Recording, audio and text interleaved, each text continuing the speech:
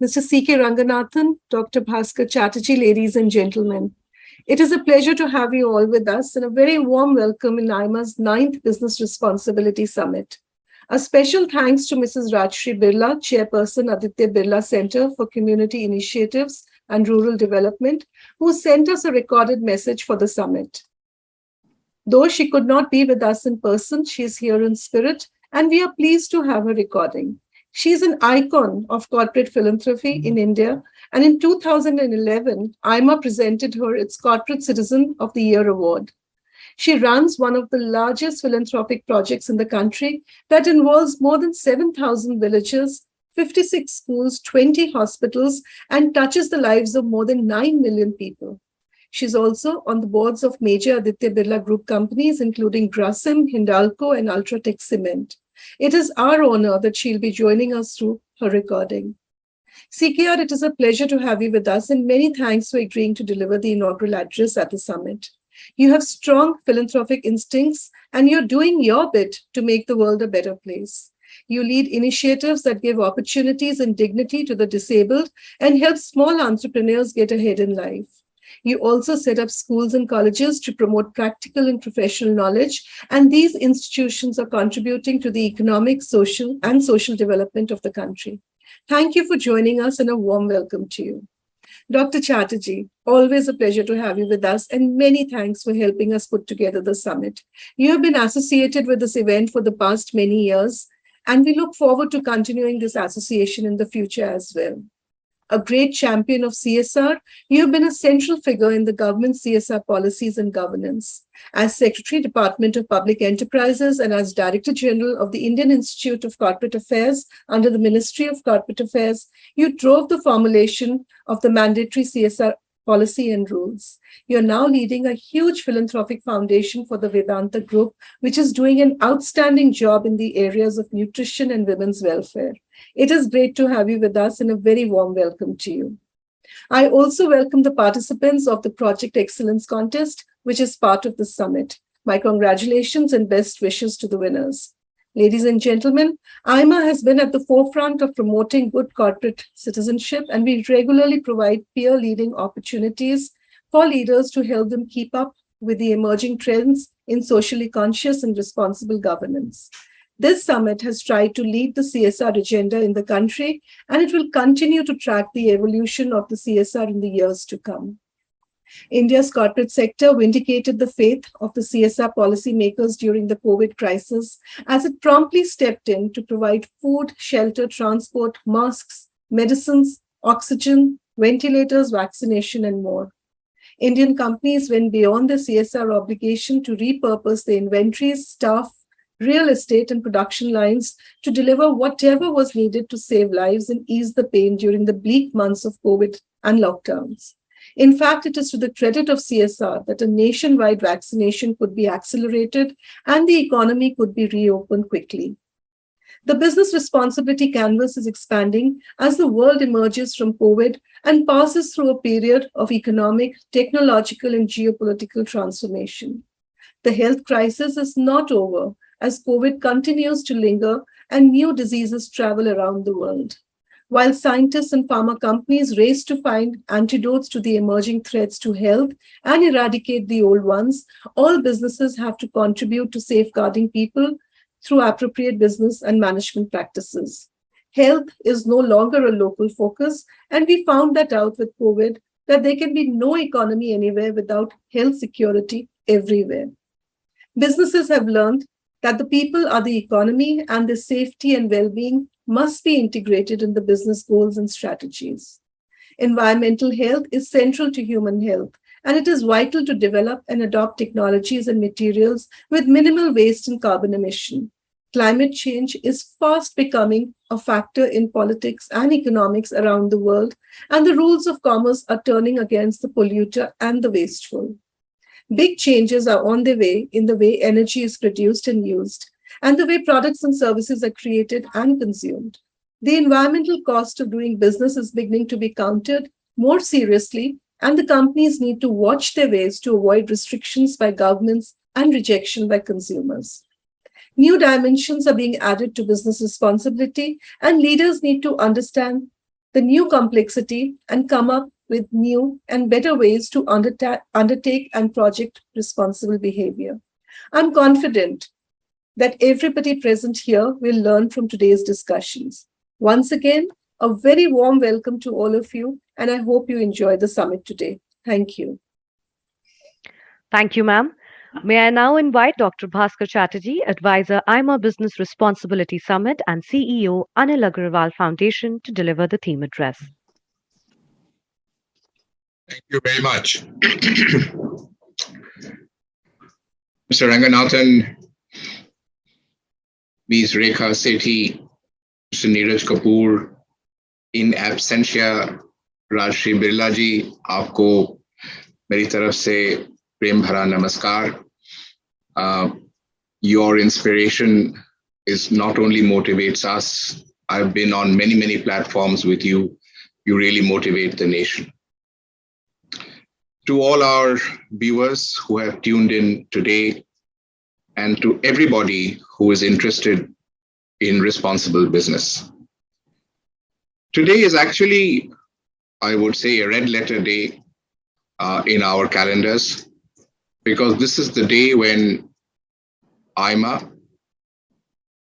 hosts what has come to be an iconic occasion, which we call the Business Responsibility Summit. This is an occasion when we not only invite the best of the best in the country to send in their very best flagship projects to be recognized and to be honored, but also a time for stock taking as to where business responsibility is going, what are the latest trends, how are corporates discharging these responsibilities with more and more consciousness, greater accountability, and with a mindset that changes every day to understanding that we are responsible to the entire gamut of stakeholders. Let me at the outset thank AIMA for giving me this opportunity to be here today and to address this gathering, virtual though it may be, but in this manner also electronically we reach out to a very large and interested audience.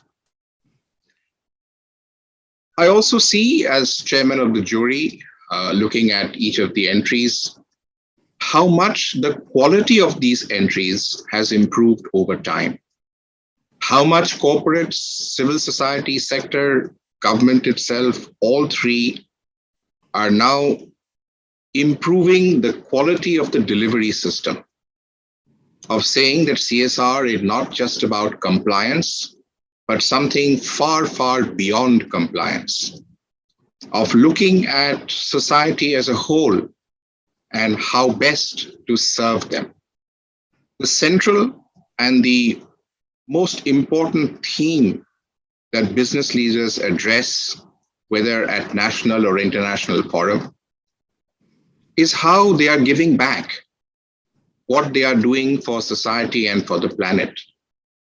Even at Davos and all the other very exciting international stages on which business leaders speak, they tout their business achievements almost never.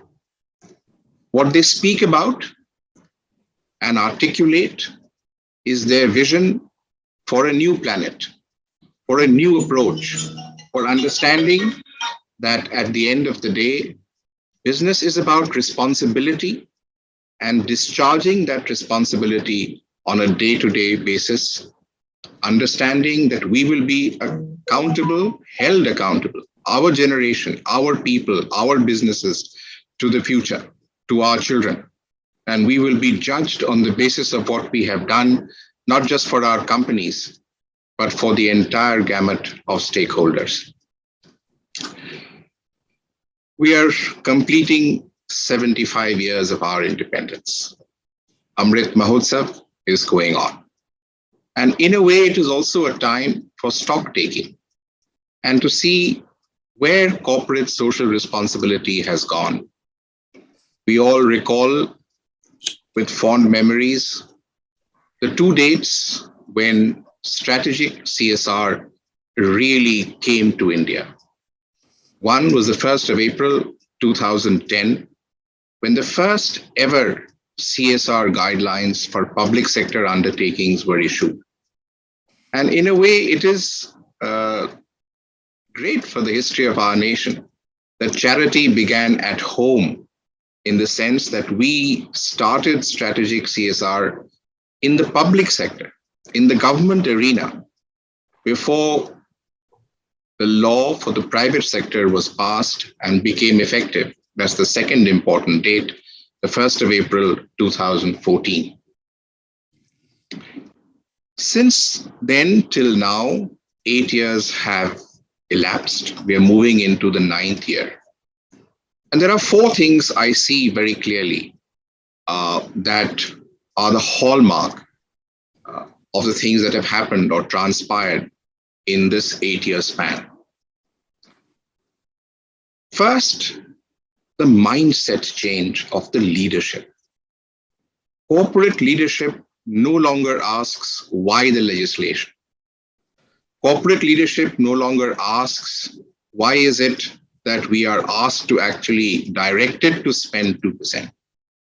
Corporate leadership today has seen that not as a challenge, but as an opportunity. And today, far from resisting it, they warmly embrace the idea that here is an opportunity for us to contribute to the development of our nation, to get involved hands-on in the inclusive development of our nation.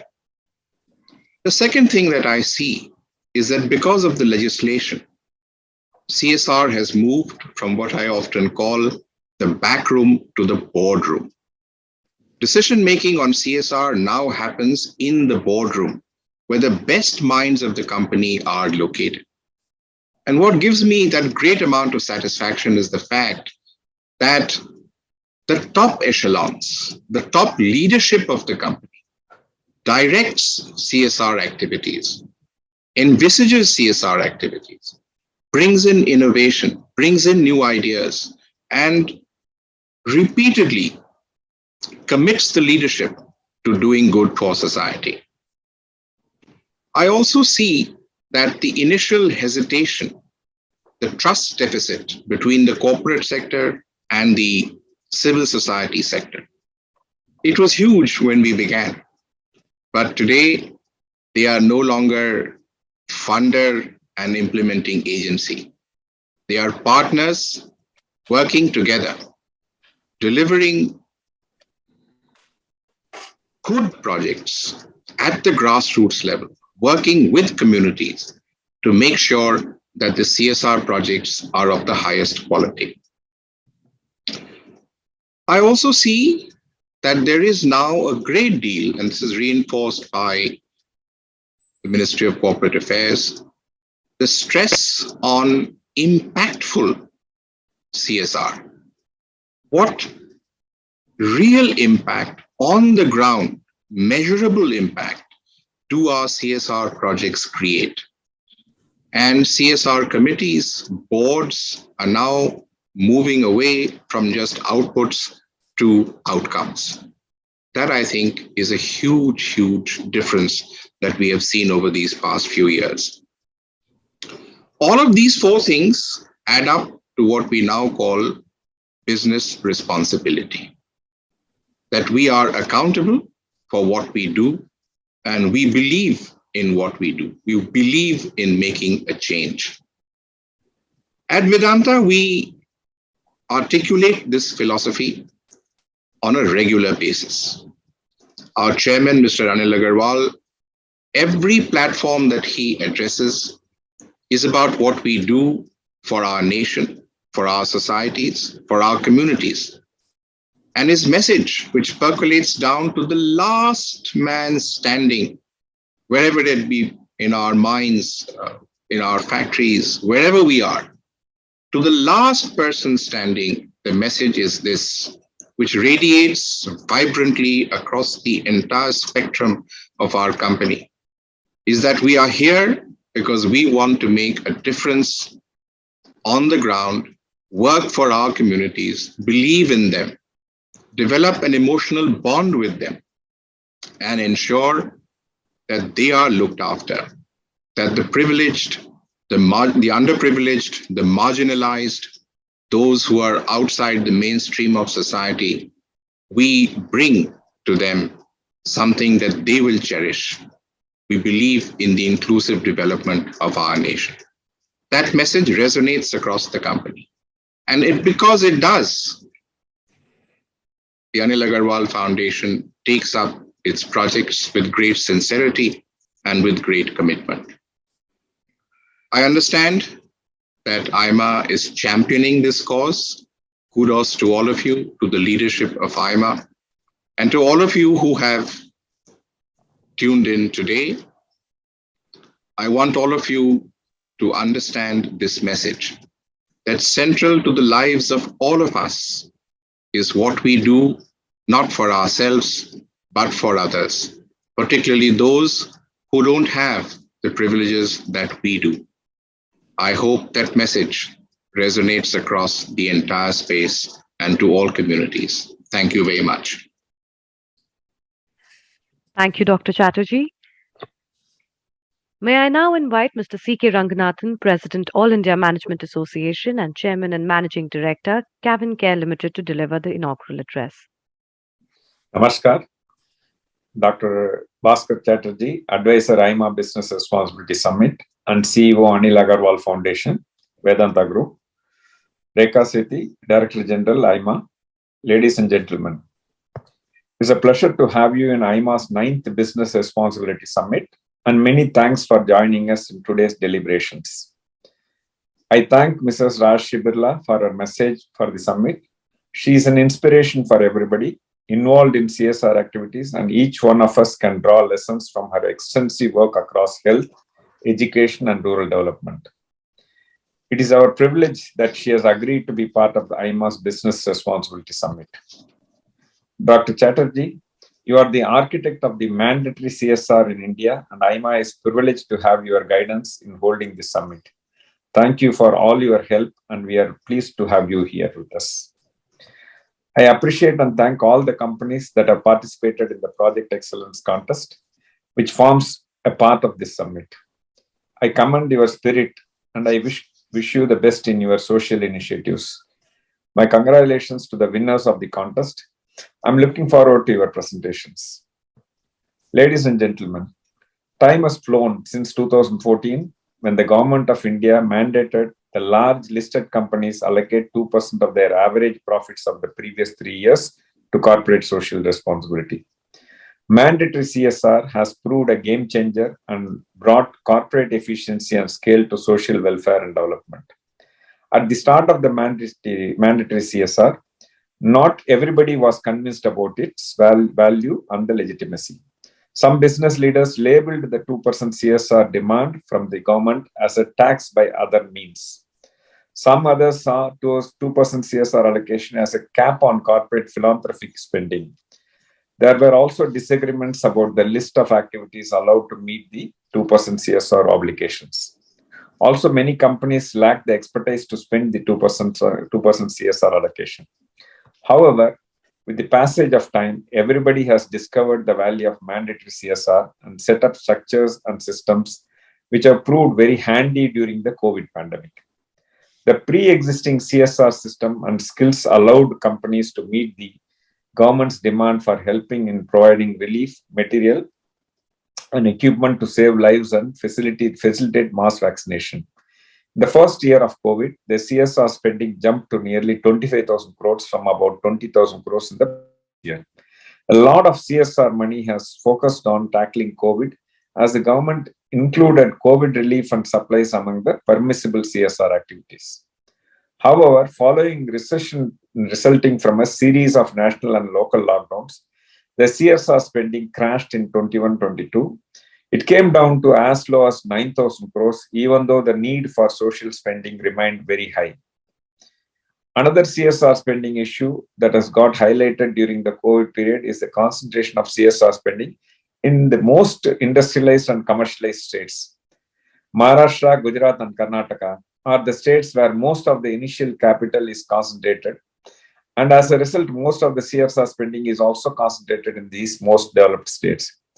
There is a need to review CSR norms and practices and find ways to make corporate social responsibility spending across the nation, and particularly in underdeveloped states. While CSR has allowed companies to help the government ease the pain of rural and the poor population, and also build channels to funnel it into the industrial urban economy, CSR is beginning to fall short of emerging public expectations of business conduct. Globally, CSR is morphing into environment, social, and governance (ESG) movement, and Indian companies need to pay attention to that.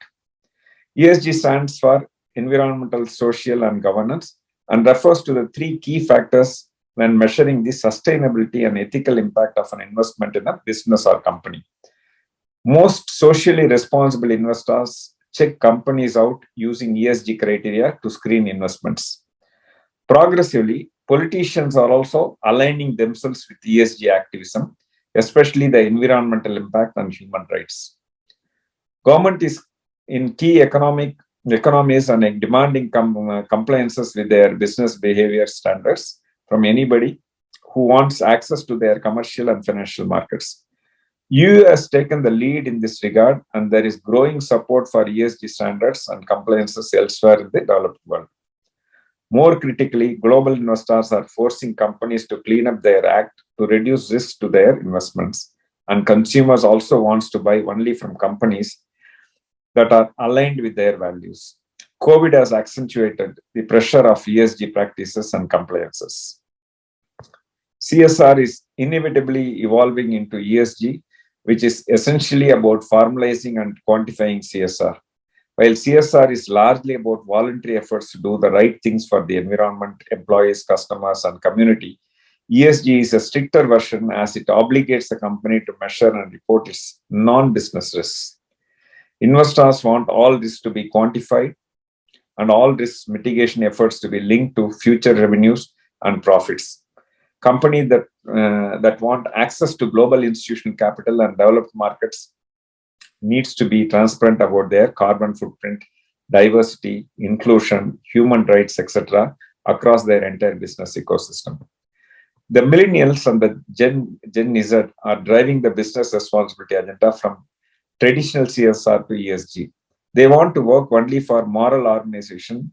They are willing to pay extra for ethical and green products and services. They are even taking their activism to the workplace and are demanding their employers to be environmentally and politically correct. They also want brands to have clear ideological and political leanings.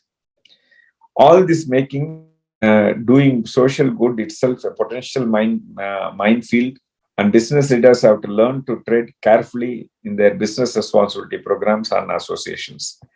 Indian companies are beginning to gravitate towards ESG because they buy and sell globally, have international buyer partners to source capital from overseas. More than other facets of ESG, Indian companies are aligning with the climate change mitigation goals. They are announcing net zero emission deadlines, which are far ahead of India's national net zero deadline of 2070, and they are diversifying into alternative energy and production technologies. For example, one petroleum products giant has announced plans to make solar power and transportation batteries at mass scale. These moves are allowing Indian companies to tap into green capital to fund their technology and product modernization, while also ensuring appreciation of their stakeholders' wealth. Today, financial performance alone is not a guarantor of attracting high-quality investors, partners, and talent. Business responsibility promise is critical to future growth and profits as past performance. However, the switch to ESG is slow, and the ESG raters rank the majority of the BSE and NSE indices companies high on ESG risk. The ranking of the public sector enterprise is even lower, as they are tied to the compliance with CSR norms. They score quite high. SEBI has tried to nudge the companies into an upgrade of CSR by requiring the companies with high market capitalization to change from business responsibility reporting to business responsibility and sustainability reporting. Corporate boards are holding the key to business responsibility orientation of the executives. The directors need to set a clear ESG goal and sanctions suitable means to enable the management to integrate ESG into the business strategy and performance metrics. The board needs to reset the charter and incentives of the management to include ESG factor into the routine decision making. To treat ESG as a PR obligation would be a mistake in this age of leaks and social media. Business responsibility by any name is central to business longevity and success. Doing good and being seen as good are critical to attract investors, talent and customers, and to gain a competitive advantage in a hyper competitive marketplace. I'm confident that all of us will learn something from today's deliberations and become better corporate citizens. Thank you. Thank you, sir. Ladies and gentlemen, we now have a special address from Rajashree Birla ji, Chairperson, Aditya Birla Center for Community Initiatives and Rural Development. Unable to join us live, she has kindly sent a video message for us. Let's listen in. Dr. Bhaskar Chatterjee, Mr. Ranganathan, Ms. Rekha ji Sethi, distinguished guests, ladies and gentlemen. It is indeed heartening to reach out to all of you today virtually at AIMA's 9th Business Responsibility Summit. I have been asked to talk about a critical aspect of business responsibility, which is CSR in the business context. Specifically, with the frame of the seminar, devote attention to what are the driving factors that help an organization become a force for good. Also factor our narrative, texturing our philosophy, and experiential learnings. But first, let me begin by complimenting the AIMA, which has contributed substantially to making stakeholders comprehend the need for inclusive growth. Importantly, helping business understand the imperative of bridging the chasm of two inequities, not only through programs such as this, but awakening the desire among thousands of business professionals to act upon it. Very frankly, we don't have to make a case for corporates to get into CSR. There is invaluable gain. For instance, the reputational lever, the ability to attract, retain, and energize talent, the tremendous goodwill of consumers, far in excess of the price tag, are amazing outcomes. Likewise, the pride that shareholders and investors take, and above all, the garnering of community support, are the direct upshots of genuine CSR engagement. And many progressive corporations are already doing a lot to ensure that the benefits of capitalism percolate down. Call it conscious, compassionate capitalism, and there is willingness to build a society that works for everyone. It bodes well that along these decades there has been a lead in the development area with a slew of reforms and initiatives aimed at freedom from poverty. Together, government and corporates have brought in hope and given us the ability to dream of a future with commonalities of vision envisaged in our Constitution, such as the right to equality, to freedom, to education and livelihood. Dr. Bhaskar Chatterjee would have given you the larger picture and the best possible perspective you could have gained in the matter of CSR.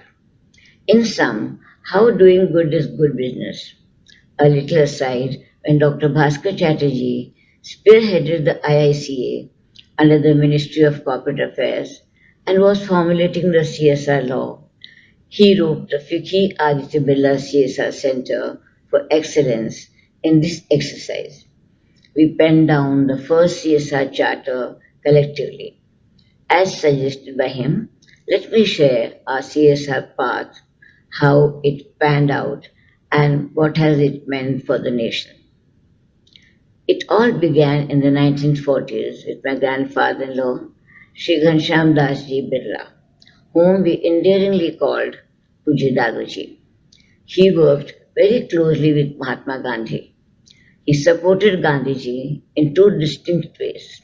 First, financing the freedom struggle, and secondly, building enterprises in textiles, cement, and aluminium to ensure the growth of the nation, as these were the most needed commodities. The Mahatma's philosophy of trusteeship had a deep impact on Puja Daruji. So he put in a vast amount of wealth in building magnificent temples, excellent schools, and dharamsalas all over the country. He was a great giver and a true benefactor of the underprivileged. The larger good of society was always uppermost in his thoughts and action. From Daduji, we learned that we have a tremendous responsibility to give back to society. This is an enduring legacy carried forward by every generation of our family. Aditya, my husband, took the business to a new level. He positioned India on the global map, earning a new kind of respect for our nation. In the late 1990s, when my son Kumar Mangalam took on the mantle, he began the process of institutionalization and a bottom-up driven CSR trajectory. And we set up the Center for Aditya Birla Community Initiatives and Rural Development, which I chair. It is anchored under our CSR function headed by Dr. Pragya Ram with a team of 150 strong force, supported again by 1,000 field force. All of us look upon CSR as a calling. Along with our key teams, we ventured into villages totally alien to us in the Dudi block in Uttar Pradesh, Renupur district. We gathered the villagers, asked them about their needs, heard the village assembly, and were absolutely empathetic. They asked for the bare minimum, a life of dignity, such as healthcare, education, a means of livelihood, and basic infrastructure. We heard them, and consequently, our projects are very inclusive and our focus is on these aspects. We also found alcoholism, wife abuse, girl-child uncare, child marriages in the interiors. So we added social reform as our fifth CSR plank. This is the first step. With the involvement, we evolved a vision which epitomizes inclusive growth and dignifying the lives of the underprivileged. Our articulated CSR vision is to actively contribute to the social and economic development of the communities in which we operate. In sync with the US SDGs, our endeavor is to lift the burden of poverty weighing down the underserved and foster inclusive growth. In doing so, build a better, sustainable way of life for the weaker and marginalized section of society. Our CSR construct has evolved. It is based on four fundamentals. Embedding them in all our CSR activities is the wind beneath our wings and our success with the communities. First, a holistic approach that factors the needs of the people and the times. I have already alluded to the needs of the people. We are acting also on today's current issues. We all are fully aware that we have to be concerned and sensitive to the earth.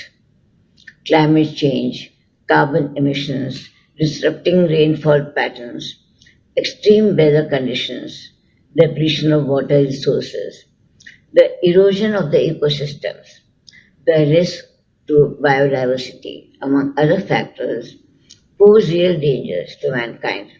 We endeavor to take affirmative action. One example that I would like to cite is that of water conservation. The stress on water resources in terms of its availability and quality is enormous.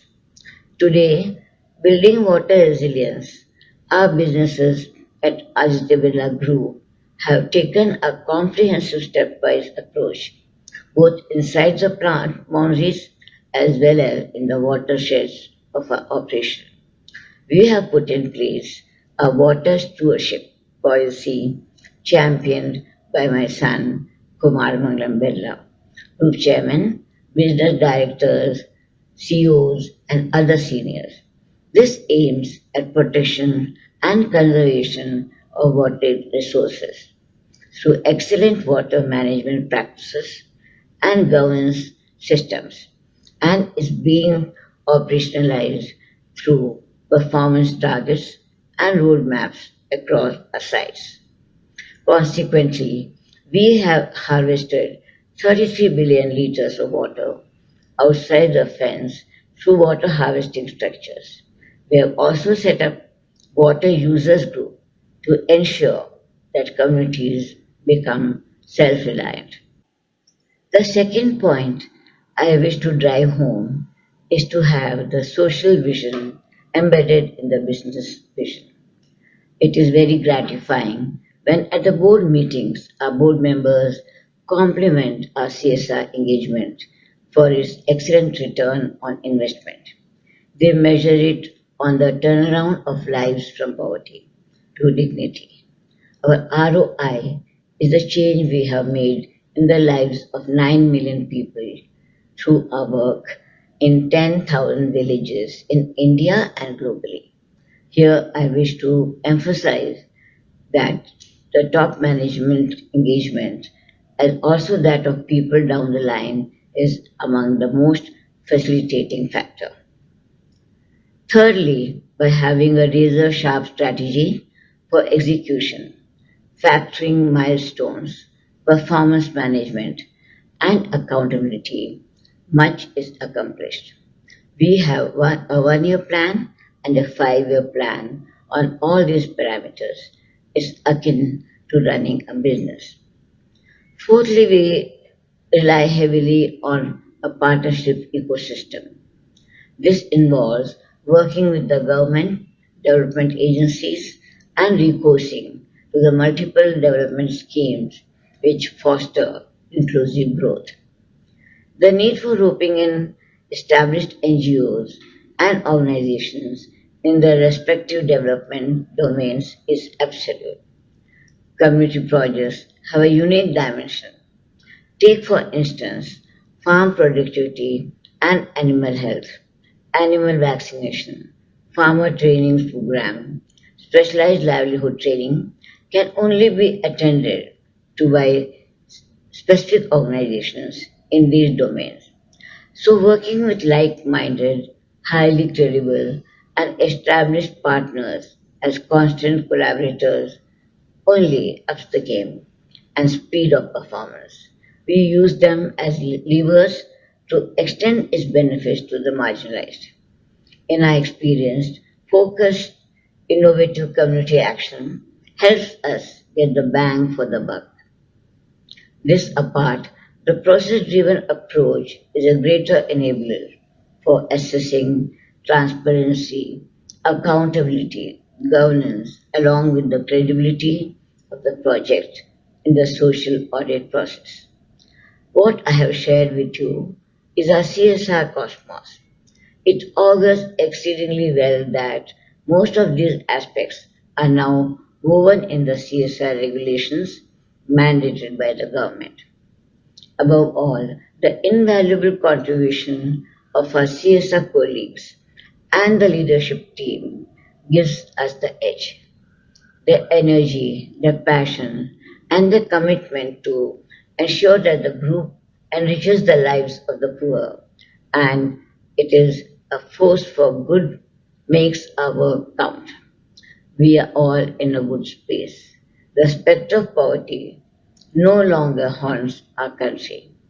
A World Bank policy paper mentions that only 10% of our people live in extreme poverty. Having given you an overview of our CSR construct and how we actualize it at a personal level, I very strongly feel that each one of us, regardless of our status in life, must endeavor to change lives for the better. Maybe one, maybe 10, maybe 100, depending on your station in life and capacity. As the author John Andrew Holmes wrote, and I quote, "There is no exercise better for the heart than reaching down and lifting people up." Thank you and God bless. Thank you, respected madam, for that wonderful and meaningful message. The winners of the closely contested CSR Project Excellence Contest would be announced later in the program. Request you to stay logged in. May I now invite Mr. Neeraj Kapoor, Director, Center for Management Development, AIMA, to give the vote of thanks. Mr. C.K. Ranganathan, President AIMA, Dr. Bhaskar Chatterjee, Advisor for the 9th Business Responsibility Summit, and DG AIMA, Ms. Rekha Sethi. I welcome all of you to this August forum. I think before me, Dr. Bhaskar Chatterjee made great references as to how important and significant this program is to the AIMA calendar. And I would start by thanking Dr. Chatterjee for advising, leading, and guiding us to put a great agenda together, overseeing the entire jury process and putting the theme, the sub-themes, and the other details of the program together for us. Thank you, sir. I think without your guidance, this program wouldn't have seen the light of the day and wouldn't have been this way. Thank you so much. I think the morning sessions and the speeches have been very reflective. In fact, I read something very interesting which said, if it can't be reduced, reused, repaired, rebuilt, refurbished, refinished, resold, recycled, or recomposted, then it should be restricted, designed, or removed from production. I think this is a very telling statement as to where we are moving towards, because while we talk about VRS in particular, we have been discussing a lot of other things across other functions and domains, including strategy, including HR. And believe you me, in most of these discussions, today we are talking about organizations which are purposeful, the jobs which excite the new generation. Dr. Chatterjee pointed out, I think CKR also made a reference to that today, earning money, earning profits for the organization is not the sole motive of the organization. And we see a kind of a activist movement across the world, across sectors, where younger people are identifying the need for a better and a cleaner planet. They are identifying the need for greater equality and participation at the workplace, gender equality, other kinds of equalities. These are gradually stepping into the discussions, not, as somebody pointed out, behind the scenes, but now in the boardrooms and percolating down to the people. So I think that's a very, very encouraging environment, to do a program like this. Luckily at AIMA, we have been part of an organization which has always, and I have been part of AIMA for more than 8 years, and the leadership at AIMA has always believed that we need to give equal opportunities to everybody. I think that a lot of that credit goes to our Director General, Ms. Rekha Sethi. I have interacted, discussed, and been privy to many discussions which happen. And I think one thing that we have never ever encountered at AIMA is any kind of discrimination on there has been equality as the basic principle. While we were putting up a new office, which is not very far from our original one. I think the entire endeavor was to, create an office which is a pleasant workspace, which is, taking care of all the green norms and all. So I think, and through the pandemic, I think one very, very heartening thing, which, I think most of the employees and most of the people in AIMA would vouch for, was that the organization stood for them. So I think in more ways than one, we have been, trying to tread that path of equality, of inclusiveness, of a greener environment, and of, employee welfare. I think who could be better than Dr. Rajashree Birla to give such a wonderful message. I think she encapsulated the spirit of Indian entrepreneurship. Long ago, I read that in spite of having the largest assets and the biggest possible businesses, Tatas were not the richest people in the world, because 66% of Tatas is held by their trusts, which does a lot of charity, which does a lot of work, for the society. And on a deeper investigation, it was found that it was based on the trusteeship principle, which Gandhiji very fondly promoted, which was like that the entrepreneur or the industrialist is basically the trustee for the larger stakeholders of the society. And I think India being a perfect example, we have always been in harmony with nature. Of course, there are digressions sometimes, but at the same time, I think the basic philosophy of the nation has been to be in complete harmony with nature, to take care of larger stakeholders. Dr. Chatterjee and CKR also pointed out to how organizations, and I would say religious institutions or other places, how they in the pandemic provided meals and provided vaccinations and provided oxygen at the times when people required it the most. I think that while it was one of the toughest phases that we remember in our living memory, but I think government was able to overcome all those challenges, with the help of all these stakeholders, the industry coming up with new solutions, the industry turning its attention towards the needs of the nation, the religious institutions in a big way, augmenting the efforts that the government was doing. I think that made it more bearable. So I think we really do not need to change too much in our fundamentals to follow the path of BRS. While all this said and done in the morning session, but I would, from the core of my heart, like to thank the speakers who are likely to follow. But I would start with the jury members, notably amongst which is Vandana Channa, who is the advisor, GAIL India Limited, for overseeing the jury round for the PSU category. My special request to Dr. Divya special thanks to Dr. Divya Rajput, who is the President, Association of Women in Business and CEO, JSS Science and Technology Entrepreneurs Park, for overseeing the jury round for the private sector category. The speakers who are likely to join us in a short while, Dr. Vinay Ranjan, who is the Director, Personal and IR, Coal India Limited. We have Mr. Vinod Pandey, who is Advisor, CSR, PTC Financial Services Private Limited.